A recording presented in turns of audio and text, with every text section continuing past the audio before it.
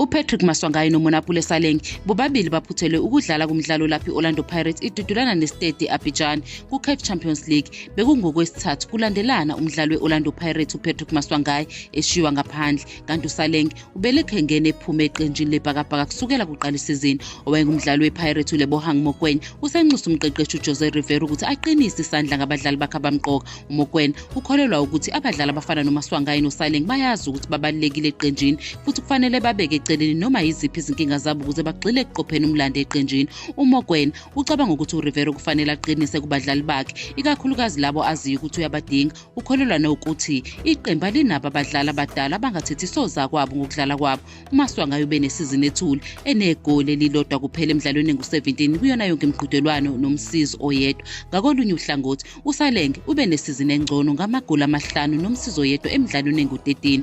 Njengamanje iOrlando Pirates ilungiselela ukwamukela iMarumo Gallants emidlalweni wePremier Soccer League eOrlando Stadium ngoLwesibili. Leli qembu liphusha kanzima ukugudluza iMamelodi Sundowns esesicongweni selokhu eqhwakele ngamaphuzu 3.